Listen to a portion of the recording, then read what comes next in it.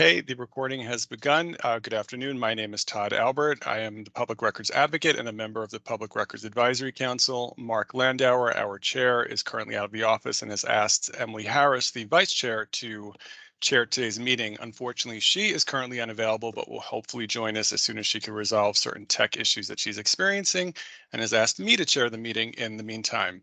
I've also heard from Andrea Schiapella, who is running late and hopefully will join us if we actually are doing a meeting moving forward. I'd like to just greet our members who are present, as well as members of the public, including other public bodies who are present here today as well.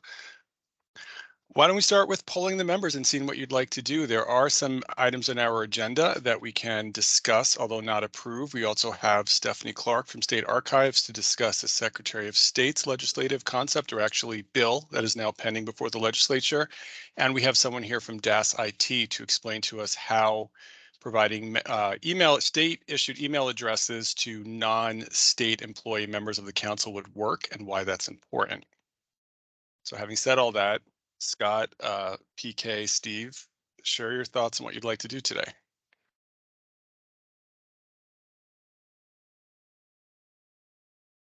Thanks, Todd. Good to see everybody. Sorry we don't have a quorum, but especially for the items we have guests here to speak to us, I'd probably at least want to hear what they have to say and receive the information.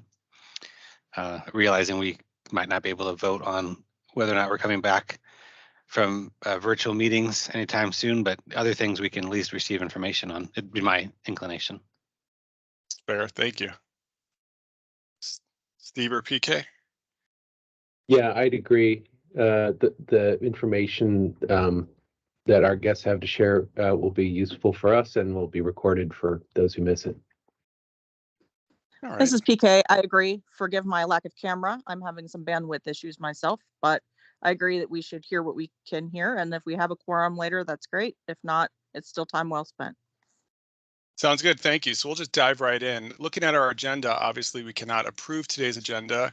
We cannot approve the council meeting minutes, which I have not received from Tony Hernandez, our secretary, as of yet anyway.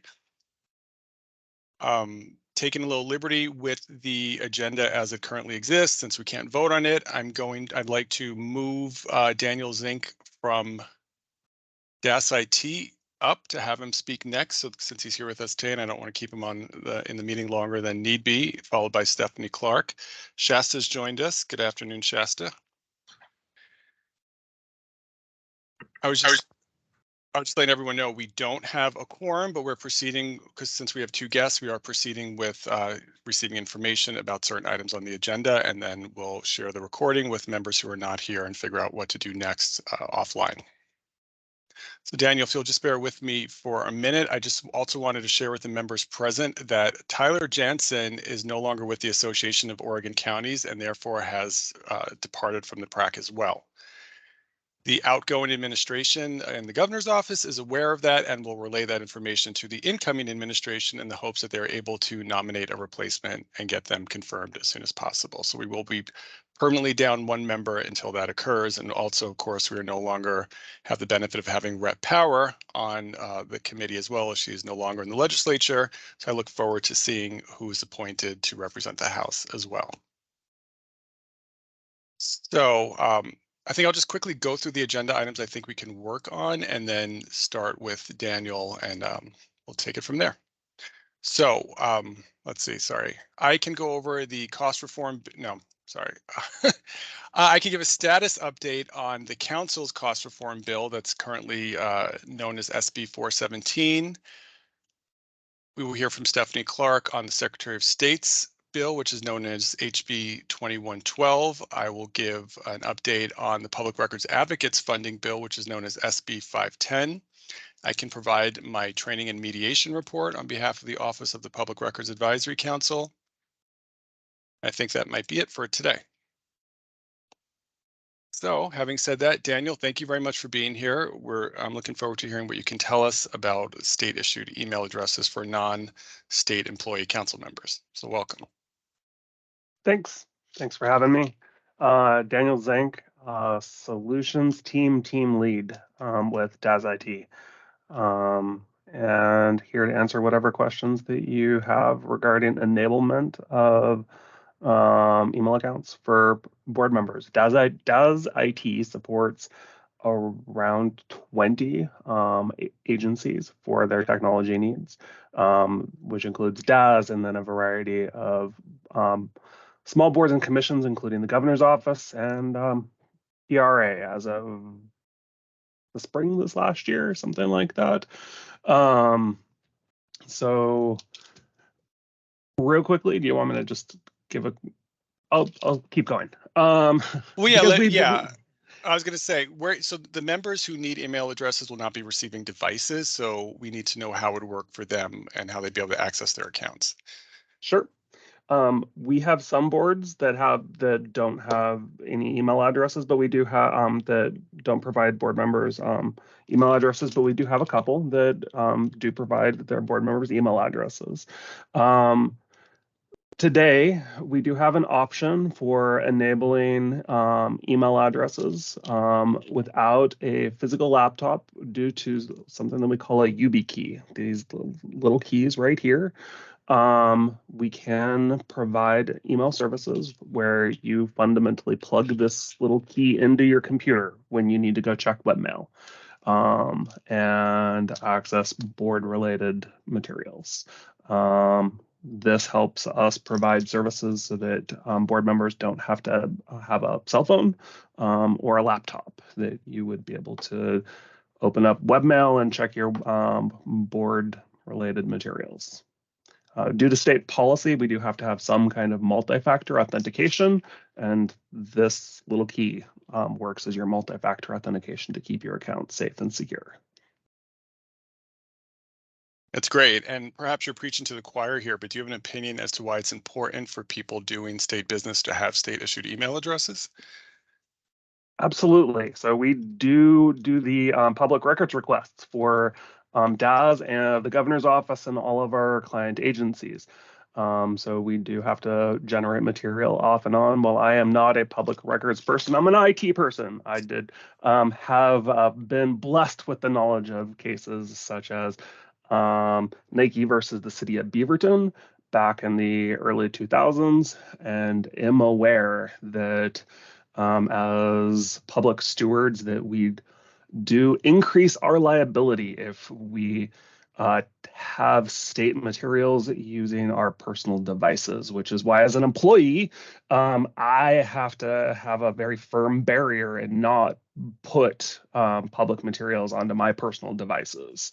So as a board member, I'm sure that you incur the same liability as a standard state employee. Thank you. I'd like to open it up to members if they have any questions for you about the process or anything else. Steve. Yeah, thanks a lot for joining us.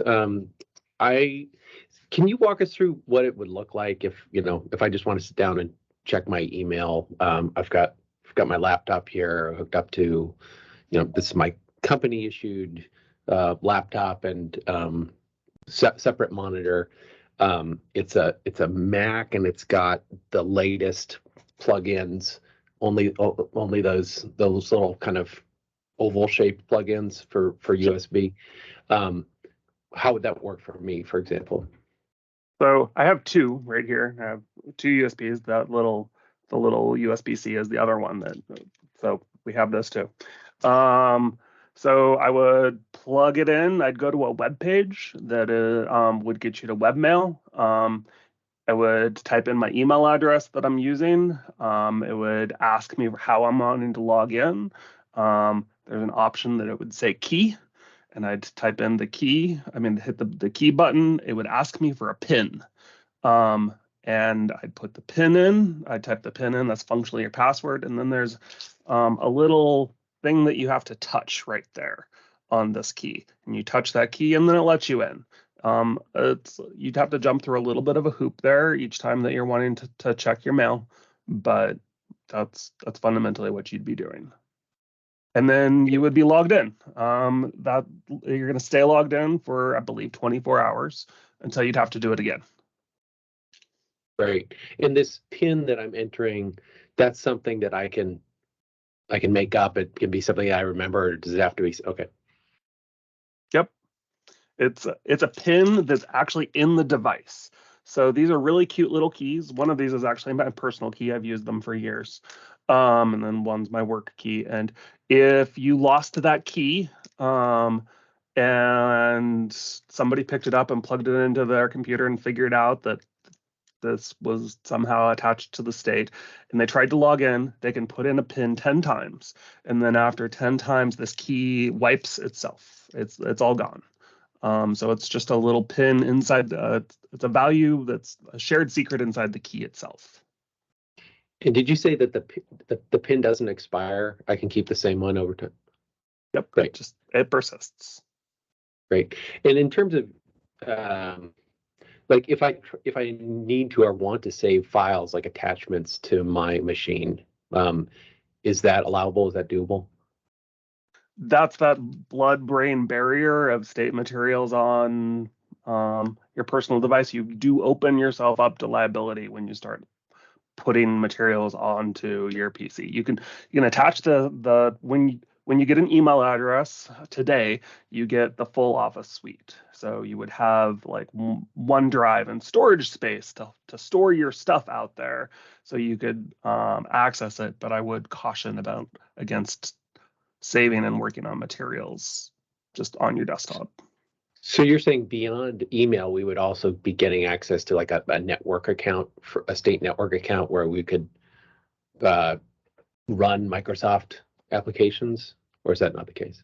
Office 365, it produces, it has like a web-based version of Office. So yes, you would have access to the web-based version of Office. So you could run it via the web browser and access your materials and edit documents and whatnot directly from the web browser. And it all stays nice and self-contained within state systems and be accessible for a public records request. Okay, great. And one last question. So, all of us are used to checking email on the go. Is there an option for a mobile device? That's where we start to run into complications. Okay. Because mobile devices, it would need to be a state-owned device that you would be using. Gotcha. Okay. Thank you. Mm-hmm. Thank you. Okay, Shasta and then PK. Thank you. So I'm just curious why it needs to be a physical thing and not a two-factor identification thing like on Workday, where you have like it texts you a thing or it has an app on your phone. Sure.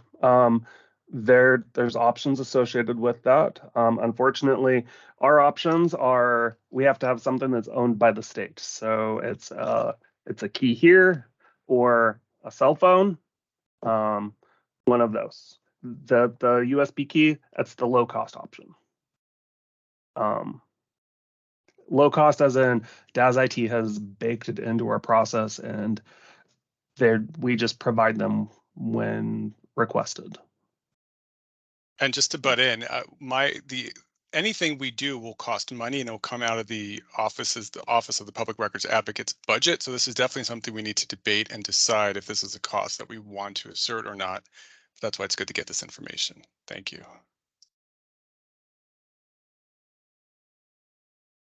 PK? Just as a newer person, I'm trying to figure out what problem we're trying to solve here. I think I know, but we're trying to solve the problem of people who do not work for the state and therefore do not have a state issued device needing to have access to email. Is that right? Yes. Okay, thank you. Andrea, you had your hand up, and welcome.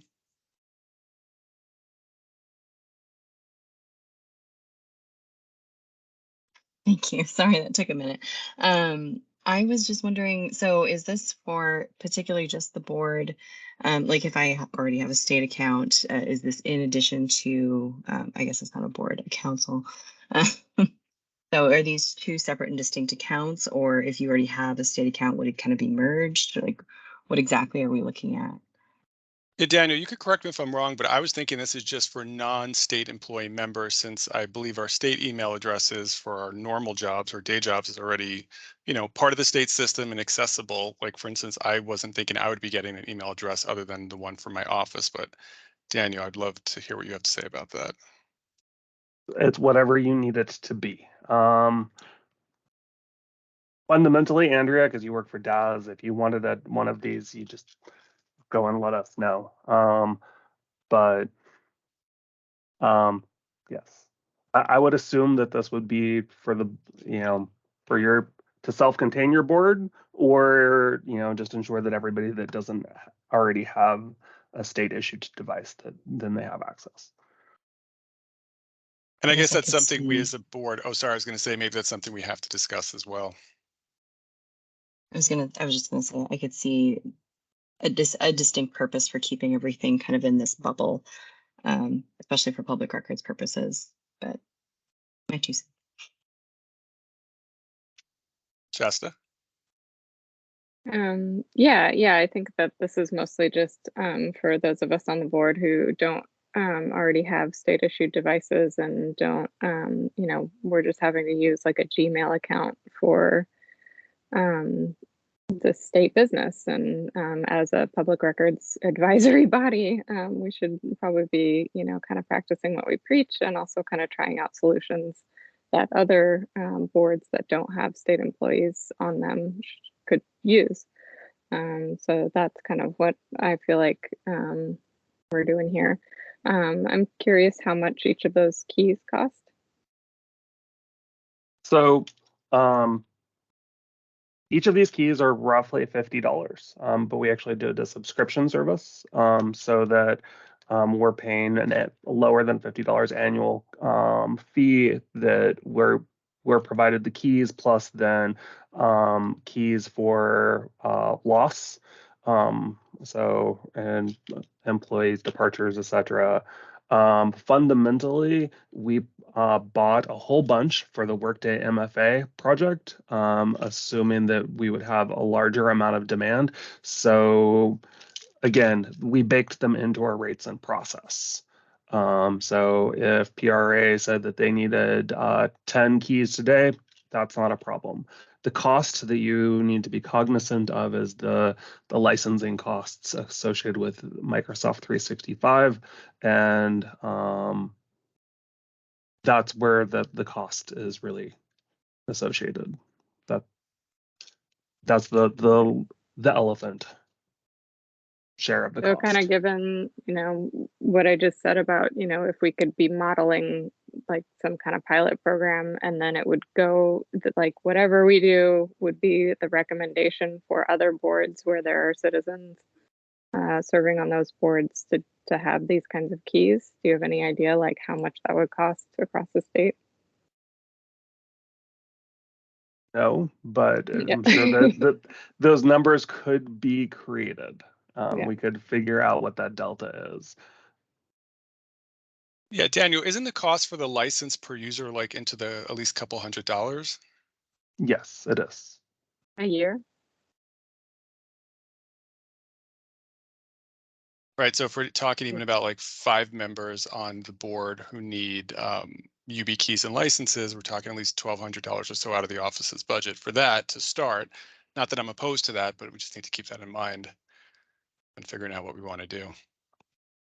It's more like $550 a year. Presently, the licenses are modeled on they're a higher premium license that all state employees currently use. So there isn't a middle of the line board member license yet. But if this was something that grew legs, that would provide an opportunity for change. Thank you. All right. Well, Steve, let's take your question. And then unless there's nothing pressing after that, I think we'll let Daniel go and move on to other agenda items. I know at my company, it's possible to have Outlook, but not the full Office 365. And I'm wondering whether that's an option here, like technically. I mean, in terms of policy, it sounds like the ability to open, say, an Excel attachment or a Word attachment is something desirable, and we'd love that to be within the state environment, ideally. But simply going to outlook under a state account would be a step forward from where we are now, where things are siloed in our own personal Gmail accounts or whatever. So, I mean, would that be, is that an option technically, and would it save us money? So it's an option technically, but it's not an option that we can currently exercise.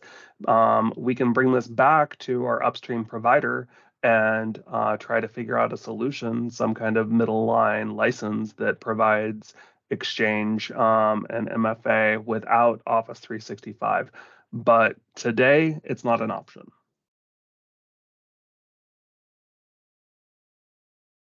Okay, great. Well, thank you very much, Daniel. Thank you, everyone, for your questions. It's definitely given us something to think about and discuss when we have a quorum. So I might be following up with you with additional questions, or other council members may have questions as well. So hopefully we'll be in touch as we work this through. But thank you so much for your time today. This was very informative. Okay, thank you. Great. Well, next up, we have Stephanie Clark, the state archivist, who is here to present on the Secretary of State's bill, HB 2112. Hello, Stephanie, and welcome back to the Public Records Advisory Council. Hey, everybody. Nice to see you. Thanks for adding me to the agenda. Sorry you don't have a quorum, but I'll take what I can get. So I'm here to talk about House Bill 2112, which is my pet bill that I've been working on and trying to craft and trying to improve public records law, make it easier to understand and easier to apply. It all started, I'll just give a little backstory of what kind of led me to this point and what led the team at the Archives and Secretary of State's office to this point is years ago, 2017, the governor's office created the Tribal Cultural Items Task Force via executive order. And the task force was given the mission of trying to help define tribal cultural value and trying to gather information from state agencies and other public bodies regarding what items they may have in their holdings, in their collection, physical objects, you name it, anything under the sun that could be of value to the tribes. And the goal was to have an inventory from each agency and just kind of start that conversation of how can Oregon's 9 federally recognized tribes get information about not only objects, but what records are being created by public bodies. So I was brought in because agencies started to try to create records inventories. And so the governor's office asked me to attend a couple of meetings and just kind of explain that state agencies didn't need to do that. The state archives exists. We have about 50 years of experience creating these lists of records, and they're called records retention schedules. So the task force at that time was very relieved to hear that because it saved them a lot of work. So I've been involved since about 2019, pretty deeply in the task force. Once I started learning about all the items that could be culturally valuable to tribes that were present in state agencies, I decided to, I don't have a ton of power, but we do have something called the Oregon State Records Center, where we house a lot of government records, a lot of state agency records. And so I decided, as a way to try to encourage agency tribal liaisons and agency records officers to talk to each other going forward after the initial inventory project was completed, I decided to put a process in place that kind of forced agencies, if they wanted to destroy records just according to their retention schedule, they needed to not just have records officer sign off on those destruction sheets, but they needed to have tribal liaison sign off, basically to get those records, those lists of records, in front of someone who has a responsibility to engage with tribes. And we did our own process associated with that. Other agencies took it and ran with it. Department of Ag did an amazing job with the process. They ended up putting together these templates where agencies could then provide lists of records directly to each tribal representative and let them kind of give input on what records retention periods should be. And so I got very jazzed by this work. I started looking at our internal records retention schedules that we write for state agencies, local government. We appraise records here in the collection. I wanted us to not just use the existing 4 values in public records law, administrative, fiscal, legal, and historical, but I also wanted us to take that lens of tribal cultural value, which is a completely different thing and not something that I, as a non-tribal member, can decide. So I really wanted to do that process. I think a lot of, there were some agencies that did not know they needed a tribal liaison, which was interesting. I didn't know that. And so they designated one. So that was kind of like a side effect, I guess, a consequence that ended up having a bigger implications that I was really proud of. I put a hold on destruction of certain records for a year just to give the tribes time to look at the lists and give me feedback so that I could bake that feedback into retention schedule lengths. Certain tribes requested copies of records that they did not know about before. I thought that was a really good outcome. And so the long and the short of it is we did all this work, right? And we were speeding along and the pandemic happened. And so the Tribal Cultural Items Task Force has not met since the beginning of the pandemic. And it's an executive order that I don't know the future of. I don't know how that works. But so I decided to do what I could from the retention world and go ahead and try to have a bill to put tribal cultural value as our 5th value that we consider at the state archives, and hoping that state agencies and other local bodies will take that to heart and consider that when they're proposing retention periods to me. So that's the description of that aspect of the bill. It's kind of complicated, and there were years of different processes that took place and a lot of learning for myself along the way. But I've been very pleased with the response. I'm really involved with the Cultural Resources Cluster out of LCIS, and I've gotten good feedback from them about this bill. So I'm hoping to kind of take that momentum and keep getting input from folks, but we probably have a sponsor soon, I'm hoping. So, that's moving ahead. I did send along a 1-pager and the draft, and I think, Todd, those are up on the website. The other side of the bill that I'll just throw out there is, as a person that's worked at the state archives for 10 years, we work with records custodians all the time, every day, and it's really hard to interpret the law sometimes, the way that it's written. And so we have tried to update some of the technical language that is just frankly outdated. And because it's outdated and isn't terms that are used anymore, it's confusing for folks. So I wanted to try to eliminate excess language and clarify some language to make that easier to read so that they can actually apply it appropriately. So those are kind of the 2 aspects of the bill. I would be happy to take questions, or if people have feedback for me, I'd love to hear that. Otherwise, I'm just kind of sharing out of what we're working on. And I really appreciate the forum, Todd. Obviously, we've got some public records folks here that, it's of interest. It's interesting. It's interesting stuff, at least to me. So thank you for giving me the microphone. I don't know if anyone has any thoughts or any questions for me. Be happy to take those.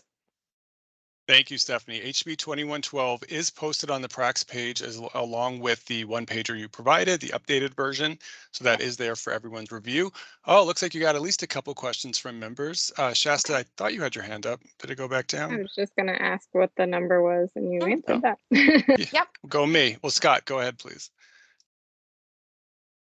I just want to say thank you to Stephanie and State Archives for doing this process. At the local government, we've seen this conversation and tried to move it forward as well. And I think this is a great effort in that. So I just want to say thank you.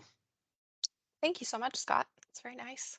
And we couldn't do it without you guys. It's team effort. It's a complicated law. So, anything else? Steve? I would echo the support that's been voiced. It sounds like a great step. And I guess for me, it just raised the question. I imagine there's a lot of items of cultural and tribal significance that are old, and considering records retention schedules. I mean, is that well, often the records retention schedules will be like 3 years or 5 years. Does that pose a real problem? I mean, that seems like that would be problematic.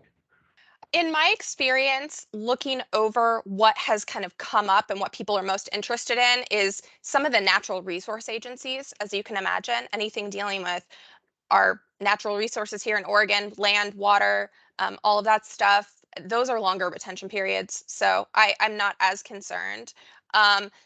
Records with a shorter retention usually are administrative in nature. So, you know, your payroll, your expense reports, your timesheets, stuff like that, you know, if there was more value, usually it would have a longer retention period. But you know, that's my narrow state agency focus, right? Part of this process is understanding that I don't know.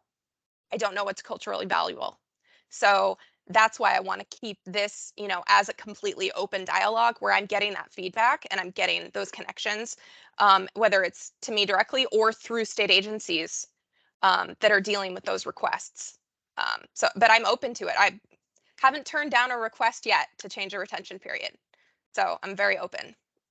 Probably also helpful to remember that the retention schedule is a minimum too, right? We're not For cities, yes. for cities. Yeah. Oh, not everyone. Okay, well. Not everyone. There's too many cities to get agreement, Scott. We had to make it a minimum. Shasta. Okay, so I just skimmed through the LC language and it also adds fiscal. So can you tell us about what that is? Fiscal was in there. They just moved them around. Legislative Council moved them around. So it looks like it's added, but it was always in there. That's just like financial records. So things that might be of interest to financial auditors, things like that, for tax purposes or so. So that was always in there. Yeah. Thank you. Great. Thank you, Stephanie. As things progress, please feel free to keep us updated on its progress or anything else that we could do to support you in your work. Yeah, I'd love to do that. Thank you. Thank you. All right, everyone. Well, we are moving right along here. So let's talk briefly about the PRAC's former legislative concept that I'm now very happy to inform you is known as Senate Bill 417, our cost reform bill that we spent nearly a year crafting. It is still exists in pretty much the form we submitted it to the legislature through Senator Thatcher, in that all of our core concepts have been retained. The language certainly has been shaped as it should be by Legislative Council, appropriately fleshing out our ideas so that they jive with current law. That bill is posted on the PRAC's webpage for everyone to look at as well. The other thing is, you know, with the loss of representative power, we didn't necessarily have a de facto main sponsor of the bill in the House. Fortunately, Representative Janelle Bynum has agreed to be the co-chief sponsor of the bill along with Senator Thatcher. So I think we have two very strong, interested members of the legislature who are focused on transparency are now going to be the voice of our bill in the House. And I think that's very helpful and important. Next up is to see where this bill gets assigned in the Senate to what committee so that we could start our advocacy with committee members and hopefully get this bill a hearing and a work session and move through the legislative process as quickly as possible. And honestly, that's about the extent of what I understand about the process right now. But I mean, if anyone wants to share or share their thoughts, please feel free to do so. But that's my update right now on SB 417. Did you say, you say 417?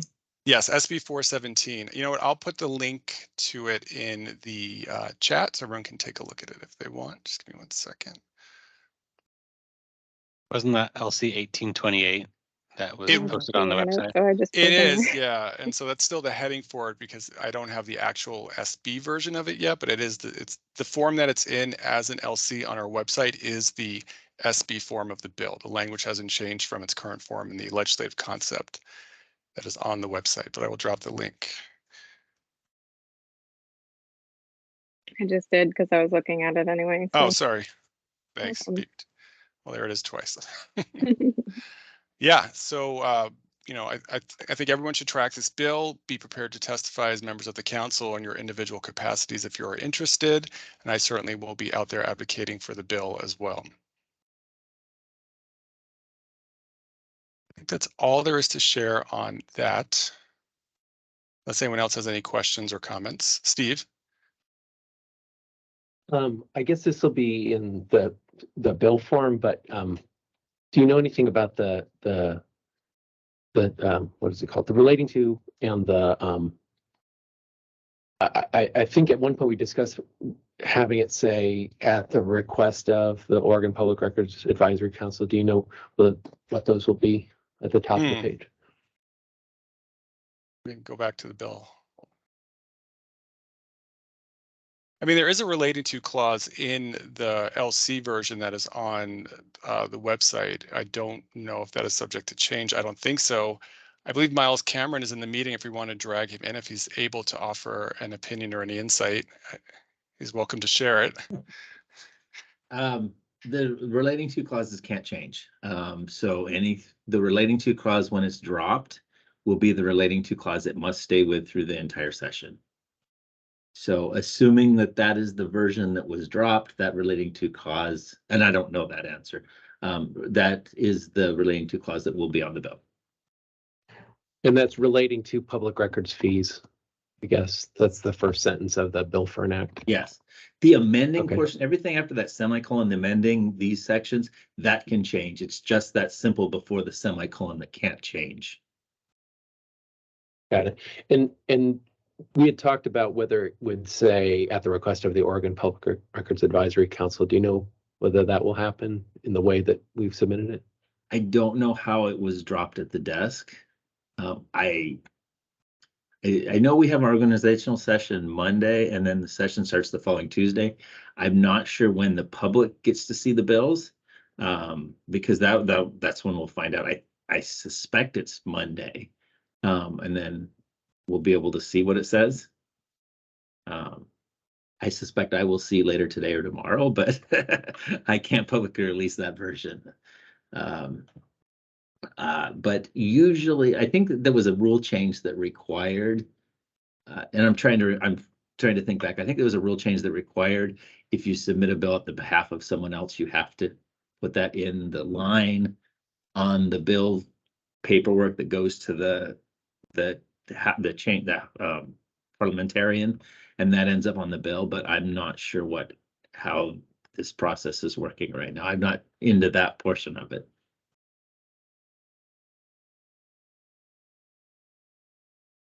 I guess we could ask Senator Thatcher about that, but I mean, I think it would,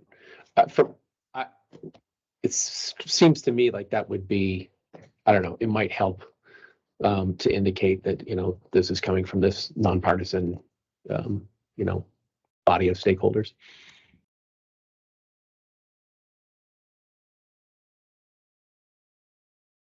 Steve, I could follow up with Senator Thatcher to see if she knows.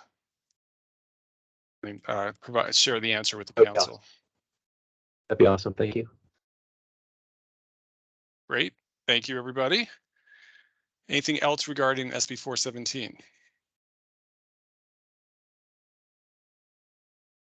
Okay, let's take a look at what else we can do on our agenda.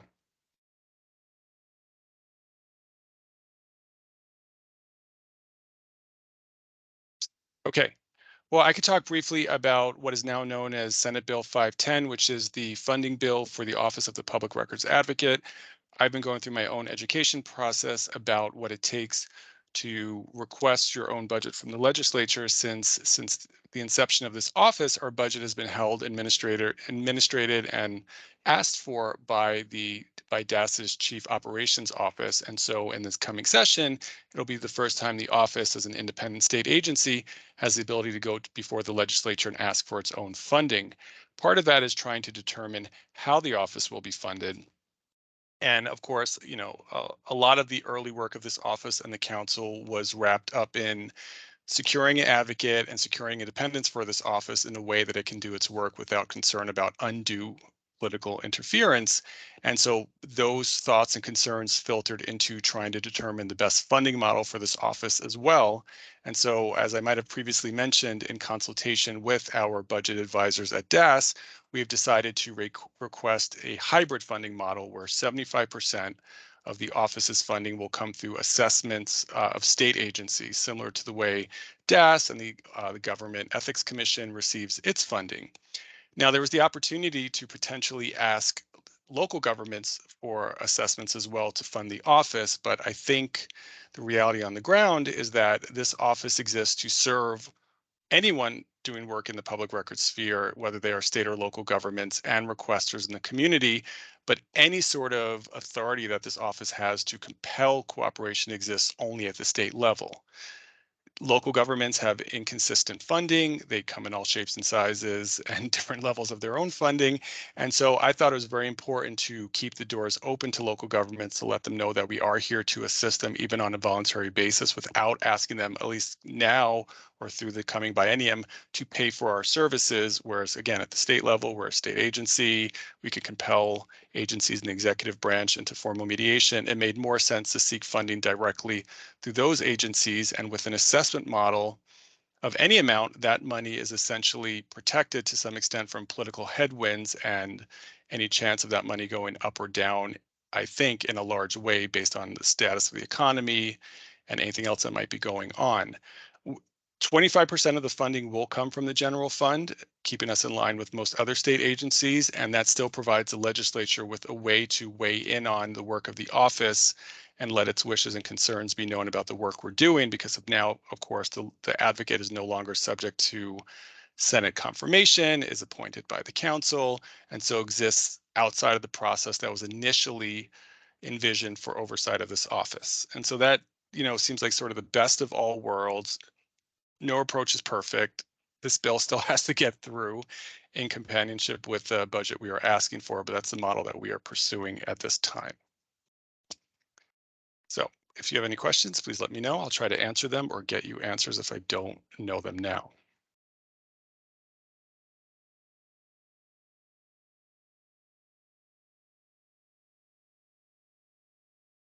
And this is up on the council's webpage too, if anyone wants to take a look and follow up offline with questions later as well. Okay. So what else can we do? I think the last thing we can do is I can provide my report to the council on training and mediation that has gone on since the last meeting, but Shasta, you have a question, so go ahead, please. Sorry, I just had to gather my thoughts about this. So the, what do you call it? Senate Bill 1510? 510, yes. Is there, like reporting requirements for like what the funding will be used for, or like outcomes? So we modeled this bill based on the way other agencies that collect assessments are modeled as well. And so in advance of the legislative session, I don't have the exact language memorized. I'm going to pull up the bill. The office does need to formulate what it is, why it needs a level of assessments that it is asking for. In other words, what are its programmatic and administrative duties that need to be funded, and that has to occur at a certain period before we make our budget requests each biennium moving forward after, if this bill were to pass. I'm just going to see if I could find the language for you. Yeah, okay, I just remember, no, sorry. I just remember that there was some sort of something that was being asked for to be able to collect like the data on like how many requests there are or something. I'm blanking on what exactly it was. No, that relates to the report that I provide to this council that I'm going to discuss next. Oh, okay. I've made some progress in doing that, and then I will also be talking about the additional progress that I will be able to make in the new year on reporting on those types of factors. Okay. Yes. I think maybe it was more like there was advice by the last public records advocate.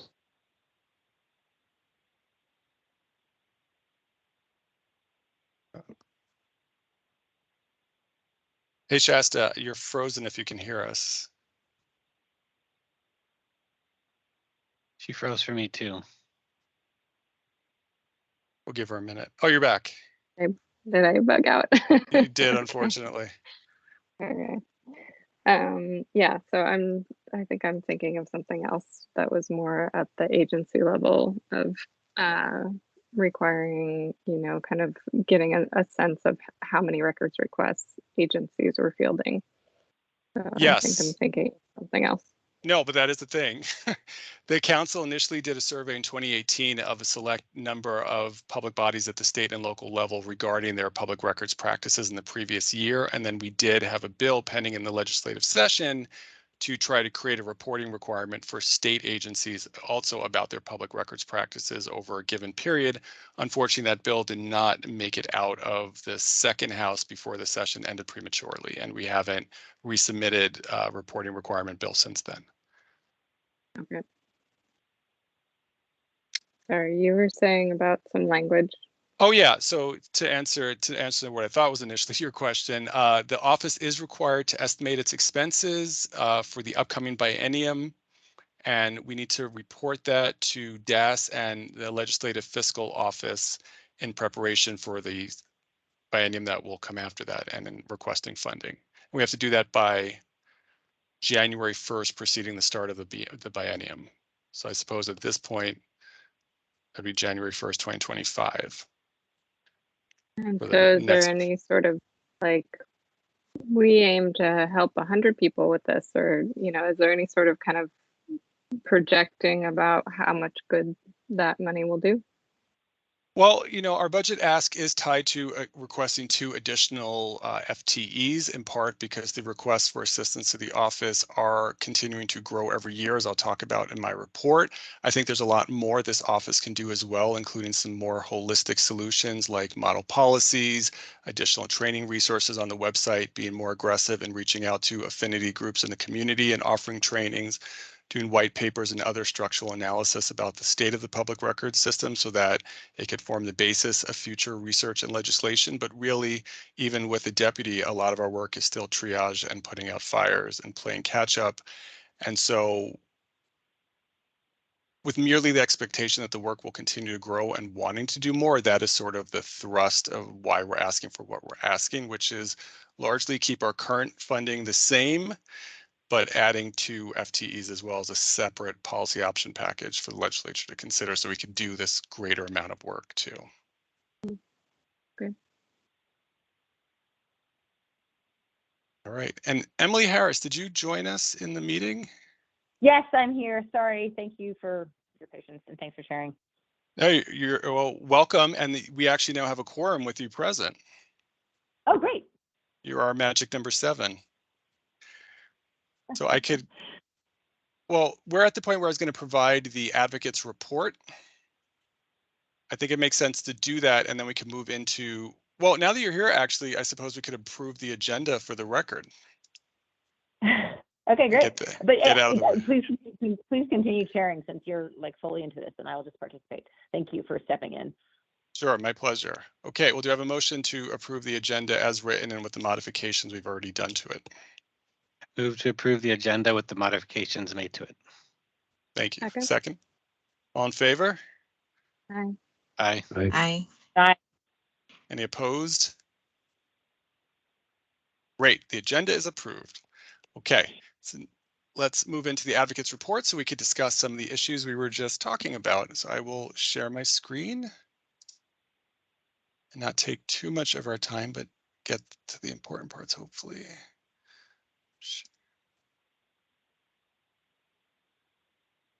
Okay, can everybody, oh no, I think I shared my whole screen and not just the presentation. Hold on.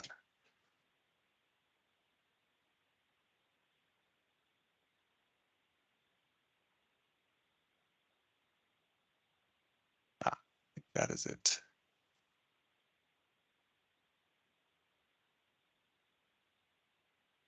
Okay, everybody see my screen? Yes. Yes. Great. Thank you. So as you may recall, the request to the office is at each of our council meetings, or at least, maybe we should flesh this out, but at least at our required biannual meetings, the advocate report on the trainings provided and requests for assistance that were handled since the last meeting. However, at our last meeting, for the sake of time, I was unable to provide an update on our work. So I've gone back and had these dates run since the last meeting when I did provide a report last year. So just on the grand scheme of things, looking at the request for assistance the office has received since it opened in 2018, we opened our doors on April 25th, and within that 2/3 of a year received 101 requests for assistance. Those numbers continued to grow into 2019 when we received 187. And at that point, I was fairly confident that 2020 would be a bumper crop year when we would probably hit over 200 requests for assistance. Of course, that was before the pandemic, and we actually ended the year with slightly lower numbers as everyone went into crisis mode trying to respond to the pandemic. Our numbers did increase for 2021, and we finished out the year with 192 individual requests for assistance, and just finished 2022 with our highest number ever, 207. So I think that does demonstrate that more and more people, both within the public body and the requester community, are aware of the office and have been reaching out for assistance. There was a request during my last report to break down these numbers, and I'll be honest, with the amount of other things that had to occur this year and the fact that we were still working off of an Excel spreadsheet, I did not have the opportunity to do as deep a dive as I wanted to into these numbers. I will talk about in the next slide about moving forward as of January 1st, the additional factors or elements of a request that we are going to be collecting and already have started collecting, which will allow me to provide a lot more detail about the work we're doing moving forward. And if we ever manage to transition to an actual data management software system, I think the elements or categories that we are using will translate well to that environment, and we'll be able to keep tracking this information smoothly. But for this one, I did just do at a glance from our last meeting on June 2nd to get a sense of where the requests for assistance were at. You'll see about 2/3 of them are coming from the public, but wholly 1/3 of them are coming from public bodies who are contacting the office and initiating requests for assistance, which again, I think is a sign that we're doing the right thing and public bodies understand that we are there to serve them as much as we are to serve requesters. 87 of those 99 we did manage to close. I attempted to calculate how long it took on average to close those requests, but did not have enough time to go through all 99, unfortunately, and provide an average. But again, we'll talk about in the next screen. That is something I will be tracking or have been tracking for at least the last 4 days. And I think we have a pretty good rate in terms of actually getting information from requesters and working through the issues with them, because only 8 of these requests have had to be closed because the requester ultimately was non-responsive to our entreaties for more information or to better understand their requests. Sometimes we'll get requests that are pretty generic and I don't understand the public body they're trying to work with or the records requested or what the public body's response was. So I usually respond by asking for any documents they might have or to provide more information or to set up a phone call to get this information if people are not comfortable enough to provide it, like don't know how to do an attachment or don't want to type this information out into the computer. But ultimately 8, for whatever reason, were not able to respond to us. And we've instituted at this point an informal policy of if we have not heard back after 30 days from a requester, we will close the request. Although, of course, if a requester comes back to us later seeking help, we'll certainly help them, although we'd probably consider a new request for assistance if some time has gone on. And I think it's fair to say my office would benefit from policies and rules that formalize some of this work. I'm not going to be in this role forever.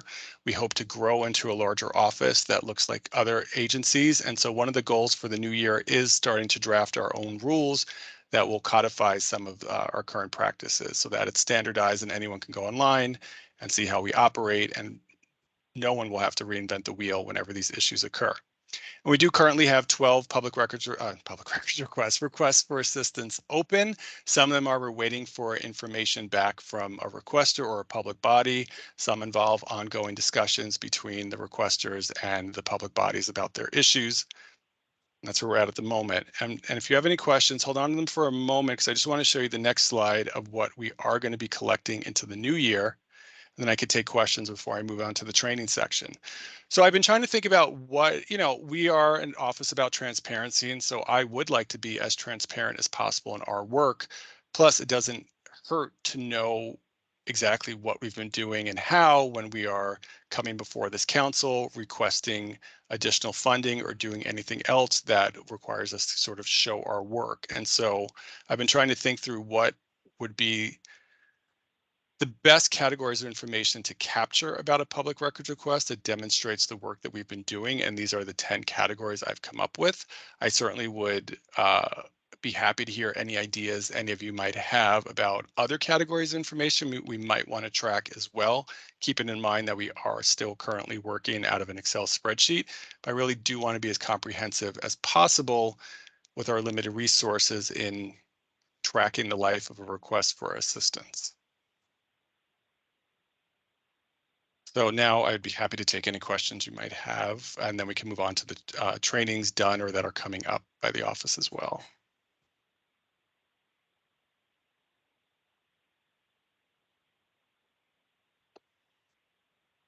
Are there any broad trends or conclusions you can draw from, I mean, maybe just looking back over the past 6 months?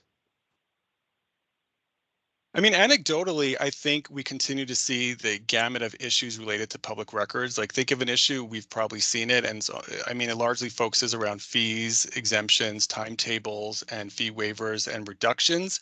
But I think the biggest trend I would say is this, well, two things, and I think they're related. One is citizens, or maybe you could call them citizen activists or researchers, who are trying to delve deeper into the processes of public bodies, whether it's around elections or how they utilize their funding or things that were said at public meetings that then were not backed up by documents. There seems to be, if you can look at it whatever way you want, but in some ways it feels like a growing distrust of the operations of government and people wanting to see for themselves sort of how the sausage is made, more interest in underlying policies and data and things like that, as opposed to people looking for information specifically about themselves. And so the other thing about that is that these requests are getting very broad and very technical, and there seems to be less interest, at least on the part of some requesters, to want to negotiate these requests down to more narrow ones, at least up front, because they feel like they're entitled to this information. And there's definitely sometimes anger over the fees that are charged for what is essentially the public's information. And just a disconnect, I think, between public bodies and requesters about the cost that goes into providing this information, especially when we're talking about things like emails or other electronic records.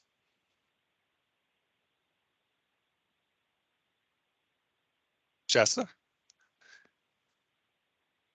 Yeah, I kind of had the same question, which is just, do you have, kind of a general idea, even if you don't have specific numbers on the answers to these 10 categories?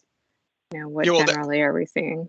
Yeah, sorry. That's one reason I really wanted to track the ORS sections, because whether we're talking fees or exemptions, it can usually be tied to a specific section of the public records law. And I think that is one concrete way of sort of being able to understand where a lot of these issues are arising from, and then aggregating them to say, oh, well, if we had 99 over the last month, well, 10 of them were around the definition of a public record, and 10 were around fee estimates, and 30 were about, the privacy exemption. And being able to break out those numbers in a more concrete way is definitely a goal, and why I already started tracking ORS sections in the last few months, but not in a consistent enough way to adequately report it here. But it will be an absolute part of our tracking as of January 1st. Okay. And what are the, you kind of talked about the general vibe from requesters. What about providers of public records? What are their questions and concerns, and what are they reaching out about? Again, it runs the gamut. Some are just trying to figure out the best way to charge fees, when a fee estimate can or should be offered, if an exemption is appropriate to be employed or not, past customs or traditions, trying to understand if that's actually in line with the current state of the law. I continue to extend our office to any public body that wants to update or revise its policies. And so thankfully, we're getting a lot of good turnaround on that. And I see a lot of public bodies referencing like older sections of the law, kind of leaving out the nuance of deciding whether or not to offer a fee waiver or reduction. Not sometimes I think it's just a matter of thinking, well, the law is generally black or white, but not realizing that at every step in a public records request or in the processing of a public records request, there's a decision or stress point, and better laying that out for their members who are providing or responding to public records requests. Steve, oh, sorry, sorry, Shasta, unless you had another question. You have more questions, but I. we could volley back and forth. This is just kind of a random thought, but I wonder whether in when public bodies issue denials of either requests or citations of exemptions, partial denials, or denials of fee waivers. I mean, I don't know how many people out there really know of their appeals rights or the availability of your office's services.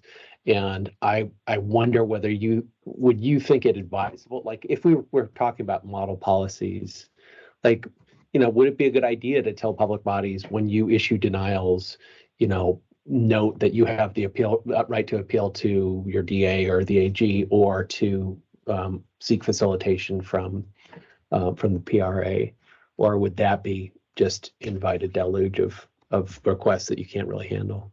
No, I mean, whenever I conclude a request for assistance or almost any interaction with the public body, I almost inevitably end the conversation by letting them know that we're like always here to assist, whether it's adjudicating or mediating requests, updating policies, trainings, interaction with the council. Like, I sound like a broken record because I say it constantly. And some public bodies have in their communications with requesters let them know you can appeal, or maybe you want to reach out to the public records advocate. So I would welcome any public body that wants to do that. But of course, outside of the state, cities can opt into our process, but they don't have to. And the law is actually silent on any other public body's participation. Of course, I take that as a positive, that since we're not prohibited from doing this, I offer my services to everyone and they could choose whether or not to participate. So it would be up to each public body if they wanted to add that into their policy, but I'm certainly not opposed to it. Shasta. Thanks. Sure. So you're saying something like 80 situations have been resolved. Can you tell us, how requesters generally leave the situation? Are they satisfied? Do they have more trust in government, or did they get the information they were looking for? Yeah, that is something we want to capture in the resolution section, which again, we're doing, but not in a way that's easy to quantify because results varies. And I don't often know the outcome of a disputed request because it's often left at the point where like one or both parties is given information, given a recommendation, at which point they have to choose how they want to proceed, including coming back to us for additional assistance, paying the fee, appealing to the district attorney, but we don't get a lot of follow-up. So unless it's a situation where we've resolved a request where we know a requester is getting a record or a public body has expressly said yes or no, a lot of these leave us with more life to them that we don't get to know the outcome of. So we can quantify it to the extent we know. Like, for instance, sometimes it's like, I provided my opinion and recommended X, Y, and Z, so-and-so will follow up as needed. And that's as far as we get. And we certainly don't have the resources to be following up with them like a month down the road. So did you get those records? Did you appeal? And so we're in this weird position of being involved sometimes very intimately, but not being able to see it through to the end because it just doesn't fit in that situation. Because a lot of times it'll just be a question from a public body. Hey, we're dealing with this request. What do you think we should do with this exemption? Like, is this exemption appropriate? Or I actually had one today about the dash cam video from non-law enforcement vehicles that are related to utility companies. And they said, oh, we don't think any exemptions apply. What do you think? And I said, well, no, as far as I'm aware, there are none that apply to all dash cam video of like utility vehicles that are not law enforcement, but you should be aware of these two exemptions that relate to providing information that could endanger infrastructure, just to paraphrase. And so they said, thanks. And I said, you still have to consider these on a case-by-case basis and what that video might show, but now they're going to go do what they want with it. And I don't know what that means for them or public records request down the road. So I could document what I know and what I did, but that's all I have on that one. Mm-hmm. But if anyone thinks of a way for me to quantify this in a better fashion, I would love to hear it and would be happy to implement it. So feel free to think about it and get back to me, please. I mean, are there repeat requesters, people who are like, hey, that was really helpful, I'm going to come back to you?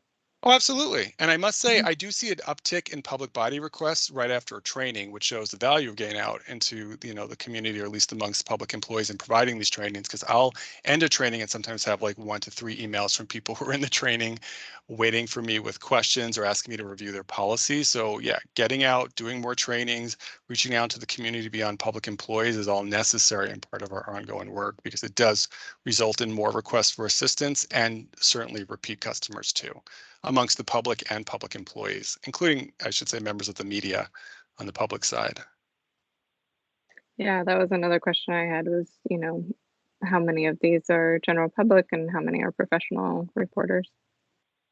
Yeah, we do note that, but I didn't get a chance to break that down. But what I'm doing moving forward, since we're just using an Excel spreadsheet, is breaking out all the categories. So for instance, if I get a request for assistance as of January 1st, there's multiple categories for who the requester could be. It's like member of the general public, member of the media, state government, local government, and whichever category the requester is from, we're going to put a number 1 in it. And that way, when it comes time to compile this information, I could just tally that column moving forward. I mean, I wish I'd thought of this 4 years ago, but I didn't. But now I will, and so it's going to be a lot easier to break out these numbers. Like, I'm not going to have to sit there and go through 99 individual requests for assistance over the last 6 or 7 months and try to pull out some of this information anymore. It's going to get a lot easier, so it'll make it easier for us to push this information out into the public as well. Thank you. Sure. Wait, no, I have one more. Okay. Sorry, Steve. Is there a frequent flyers? Like, are there certain agencies that you're dealing with more than others? Agencies and requesters. Mm-hmm. For sure, absolutely. We have a very good relationship with certain state and local governments that do reach out to us more often than others, or at all, compared to some, obviously, who never have. And I love working with them because they know we're there and they know we're a resource. And even better, they'll tell others that we're a resource too, which is super important. And same within the requester community. There are certainly at least a handful of requesters who are particularly active, either in requesting from one public body or multiple, that frequently come to us with questions too. Well, I just mean, like, do you have the ability to identify problem agencies? I suppose the answer is yes, but some of that is certainly a value call or a value judgment as well, in terms of what's problematic. Like a larger agency that is frequently, doesn't meet its deadlines, or requesters think are charging a lot for public records requests. Is that a problem agency, or is that just a large agency that doesn't have adequate resources and is trying to get this information out to the extent possible, and has this like sort of space within the law to recognize that it's dealing with shortcomings that prevent it from getting stuff out on time, but it's still working to comply with the law to be as expedient as possible. But when a requester wants emails between multiple employees over the last year with a whole lot of search terms, and the public body has to go through those emails one by one because that's the extent of technology, are they being problematic, or are they just merely trying to meet the law with the limited resources they have? So yeah, I think, and that's why it's important to get this information out, because people should be able to make that decision for themselves and utilize that information to decide, well, what do they want to try to do about it? And as could I, if I feel like from this data, there's an agency that is problematic and I want to address it either directly or in any other way, I'll have appropriate information to do that too. I just remember that the argument for having the public records advocate not be independent and to be under the governor was that there would be an ability for the executive branch to provide those resources to an agency that didn't have the resources, or correct any problems that were occurring. So I do remember that being kind of the original thought of what the public records advocate's office would be able to do. Well, I think, the legislature ultimately decides what the office gets in terms of funding, regardless of, obviously, if they accept our model, that will help insulate the office somewhat from, changing budget amounts over time. But I think regardless of who's holding the reins, we have to know what we need and ask for it, and then it has to be granted by the powers that be to provide it. I think that, yeah.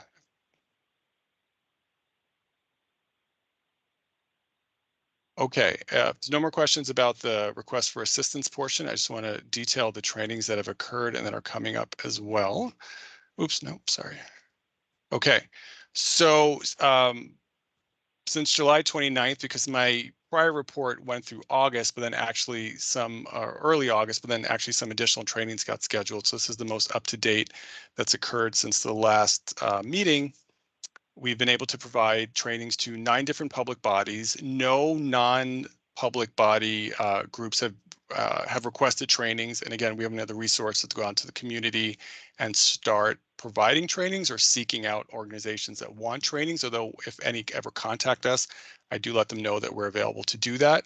One thing I note about the trainings that we've provided is it's no longer strictly to individual public bodies or like conferences of those public bodies. We're getting more and more professional associations of public employees asking us to come out and do training. So for instance, we did one to the Oregon District Attorneys Association. I think we had maybe 17 out of 36 elected district attorneys in the state in that training. We did to the Oregon Code Enforcement Association, which is code enforcement officers from state and local governments. No, sorry, local governments, so county, city, special districts throughout the state, and it was very well attended.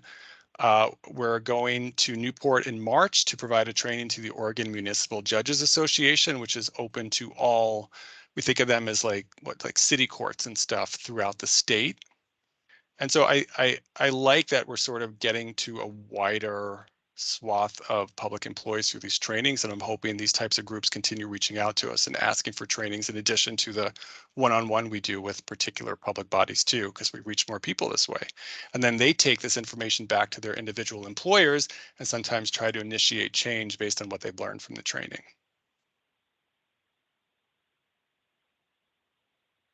So any questions about trainings?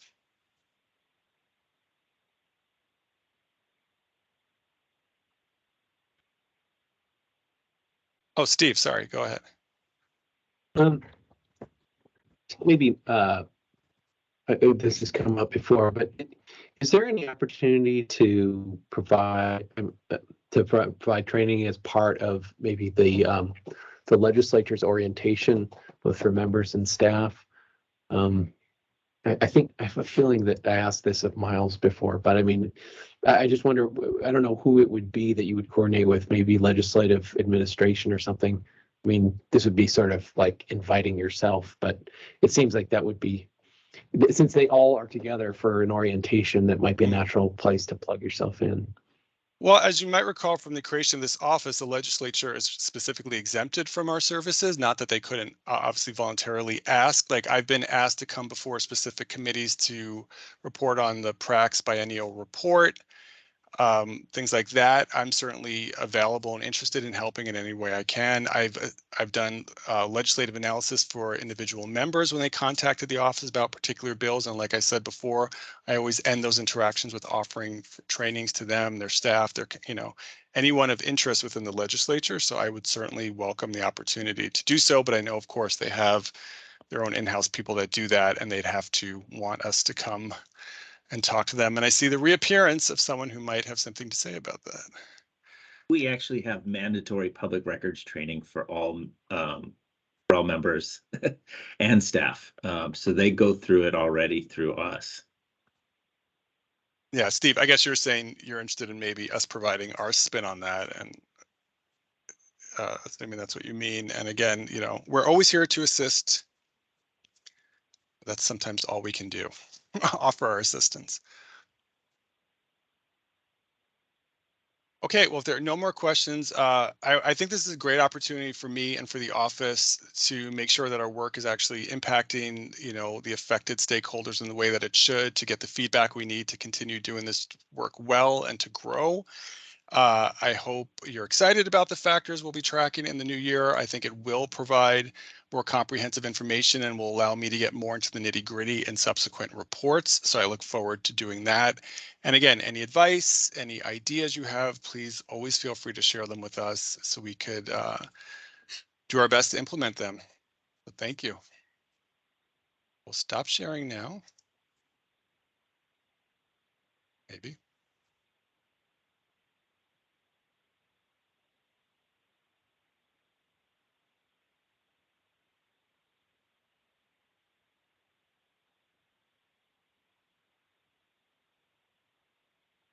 Sorry, everyone. I seem to have no longer have a stop sharing button.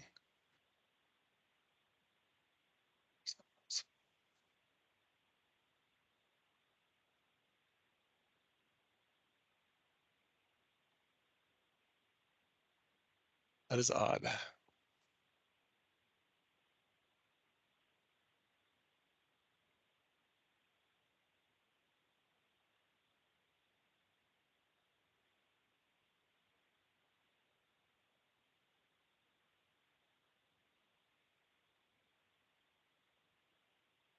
Ah, there we go.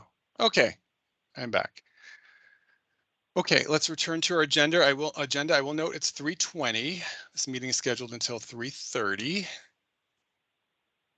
So what do we have left in our agenda that we should discuss today? I recommend we table the discussion, even though we have a quorum of email addresses, because we have very little time left, and perhaps members who are not present can review the video with Daniel's presentation, and we could take that up at the next meeting. We did need to discuss formulating council rules and policies. Again, with 10 minutes remaining, I don't think that's a good idea, and I think it's important to have Mark as the chair present for that discussion too, as well as our. Can I ask a question about that? Yes. Todd, it's Emily Harris. Hi, sorry, go ahead. We did have that subcommittee on rules. Is that like that? I think it never met. Right. So would this discussion of council administrative rules and policies, that sort of reopen, go back to the drawing board on whether we have a subcommittee or whether we don't? Or well, yeah, I think that'll be part of it. In fact, I'm not sure any of those members are even still on the council. I could be wrong, but certainly its chair is no longer on the council. And so I guess we have to decide, maybe, yeah, we have to decide what rules or policies we want and then how we want to implement those, whether it's through the entire council or through a subcommittee. But I think we're at a point where we need to have that discussion, come up with some definites, and then empower whomever we need to make it happen. Okay. That makes sense. Okay. Yeah. Sure. I mean, discussion of future council meetings, whether they should remain virtual or we transition to a hybrid option. Again, we probably benefit from a fuller council in discussing that. Certainly because Mark, I think, was in favor in coming back in person, and he's not here to present his side. I recommend tabling that unless anyone thinks that's really important for us to discuss now. And I'm just trying to see what else we have here. Were there any votes that you couldn't take because you didn't have a quorum before I was able to join? It's Emily Harris again, sorry. Yeah, no, that's fine. No, I mean, once you joined, we were able to approve the agenda. Tony has not provided the minutes, so we were unable to provide the minutes. And then we got a presentation from Daniel Zink about email addresses for the council, and we need to decide amongst ourselves if we want to move forward, given what he told us. We got status updates on 3 bills that didn't require training. We got the update on my office's mediation and training. And with our remaining time, it doesn't seem like it makes sense to discuss rules and policies or what we want to do in terms of meeting virtually or in person for the next meeting. And that's it, other than next meeting date and topics. But Steve, you have your hand up. Yeah, we did have a brief discussion of the SB 417, and one item under that was a one-pager. I'm not sure if we resolved that, but I think originally at our previous meeting when we approved the legislative concept, I think there was a discussion of desirability of having a one-pager to in part to establish legislative intent or the council's intent. That may not be practical at this point, given that the session's just about to begin, but I just wanted to see if we want to resolve that. I mean, I don't know if anybody else has thoughts. Yeah, no, Steve, a one-pager is absolutely crucial when interacting with the legislature, whether we're having one-on-one meetings with lawmakers or appearing before a committee about the bill. But we're actually not too late because it's not even really necessary yet until we get out there advocating for the bill. So this is very timely, and I'm glad you brought that up because I forgot about it. I know you had drafted a proposed one-pager that it was too late to post for today's meeting, but perhaps we could talk about maybe authorizing you and I, you and Emily, or others within this group to come up with a one-pager that can then be distributed to the members. And if necessary, we can meet to discuss it further. This is Emily. I have a question about that timing. Just like, would a one-pager need approval? I mean, we don't really have a full PRAC meeting. Do we have a full PRAC meeting even scheduled? No, we're not. This? No, we're not required to have one for another 6 months. Obviously, we could call them as needed as well. Nothing's on the calendar right now. I think the full council should support whatever one pager we come up with, because ostensibly we would want everyone to use it when interacting with the legislature about the bill. And so maybe we would need a quick meeting just to approve a one pager once it's been drafted, depending on what we decide to do here today. Would that work, Emily, for you? Yeah, that makes sense. Thank you. I just, the legislature hasn't started, but we wouldn't want to like have our next meeting be in March and approve a one pager, even though they'll be going till June. Yeah, no, I would recommend we complete a one pager this month. Okay. Just, Well, I would move that we request a couple members to draft one. If Steve's already done some work, maybe that's a good starting point. And then, do you think we could schedule a brief, if we don't have any other voting? Well, we do still have some other business, the rules and the hybrid, the meetings and the email. I don't know if we could do another meeting in like a couple of weeks or something. yeah, I'd probably want to check with Mark too, because I know he might have strong opinions about meeting in person or not, and whether or not he would want to add those to the agenda of an upcoming meeting or wait for one further in the future. But I think we can express our will today, and then I could relay that to him, and we could take it from there. Yeah, I mean, I would move that we ask a couple members to develop a one pager, and then maybe we just have a short meeting, like right when the session's getting going or whatever, to approve just that, if time is constrained, if it's hard to get a meeting together, if we keep it focused, and then set a different meeting agenda for the other important items of business, perhaps. Anyone second that motion? I'd second that. All in favor? Aye. Any opposed? Great, and I would recommend Steve, since he's already started work on this, and unless anyone has a burning desire to join, I'm happy to volunteer myself to work with Steve on that as well. Great. Seems like the beginning of February would be a good time to make that next meeting. Yeah, not even later this month, because there's a chance to interact with lawmakers coming up once we know where the bill is going. And again, I don't necessarily know when that will be, so maybe I'm jumping the gun, but like the last week of January, perhaps, if we can make that work. I mean, I think we probably need maybe 30 minutes max in case we have points on the one page where we want to debate. It could be a 5-minute meeting that everyone says fine, and we approve it, and we're done as well. Okay. So yeah, that last week is fine. I could do the 26th. let me check like my Thursday calendar. at 2 works for people. Yes, although depending on my situation, I might have a hard stop at 2:30, but that's okay. I could, sorry, the 26th. Does that work for everybody else? I have. Sorry, which day was this? Thursday the 26th. Potentially 2 p.m. Scott, go ahead. You were going to say. I'm double booked already at 2. I could do 1. I'm out the whole day on the 26th. Okay. What about Wednesday the 25th? And the 25th, sorry. That's okay. Okay. Would that Tuesday or Friday work for you? Friday's probably better. 27th. Okay. Is that a hard no for anybody? No. Friday the 27th of February. Okay. Yes. Or January. January. Sorry. I could do like a 3 that day. probably make that work. What about everybody else? It's fine with me. I know Mark always prefers earlier.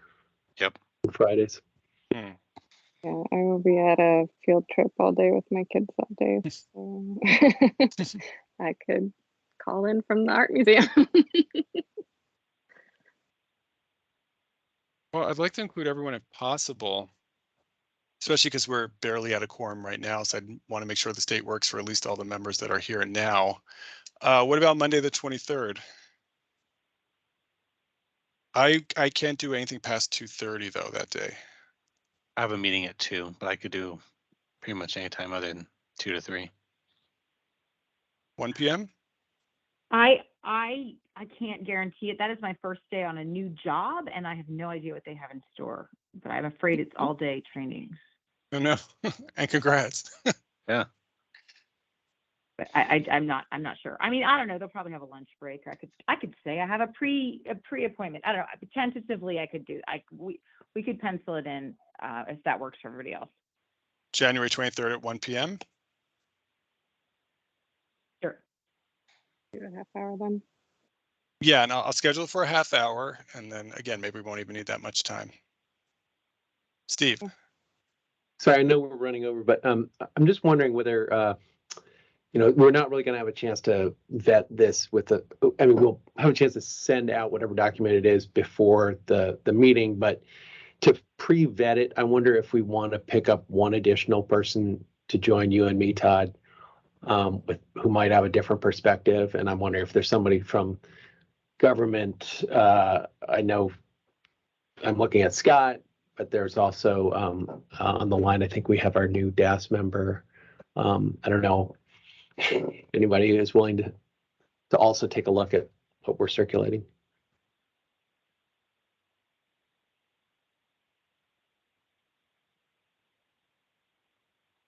All right, my computer is extremely slow today. I still haven't had a chance to look through the bill or anything yet, so I can't guarantee I can really give you substantive feedback. I know, yeah, I have to look into that first before I can commit to anything. Well, remember, this is just drafting a one-pager based on the bill that's already been submitted. I would say we could benefit from your experience, Andrea. I'm not going to try to push you into this, but you would be a good member of the team for this. You know how much I love working on one-pagers. I know. So I'm a little torn because I do need to kind of vet it myself first, and then could possibly provide some support, but I need to check first. So Fair. Steve, I will reassure you, I have already written a few one-pagers in this role, so I do know what they're supposed to look like, and I trust your content writing skills. Yeah, I just want to make sure it's not something that someone finds like really objectionable, I'd be willing to help edit and review wording. Thanks, Scott.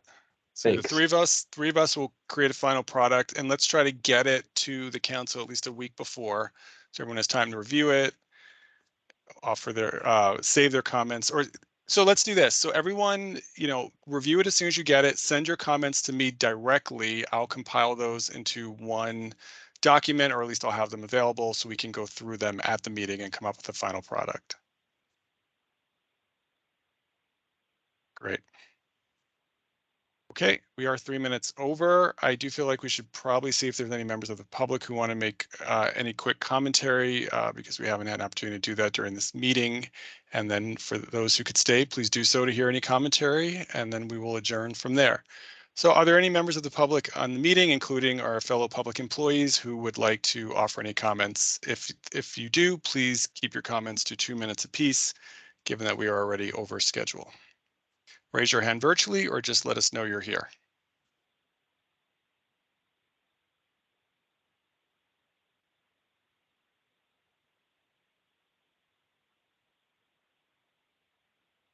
Okay, hearing none, does anyone have a motion to adjourn? Motion to adjourn. Second. All right, all in favor? Aye. The ayes have it. Well, thank you, everyone. Look for that one pager in the coming weeks, and we will talk again on the 27th. Thank you all for your work today. Thank you. Thank you. Thank you, Todd, for sharing. My pleasure. Take care. Bye. Happy New Year. Happy New Year.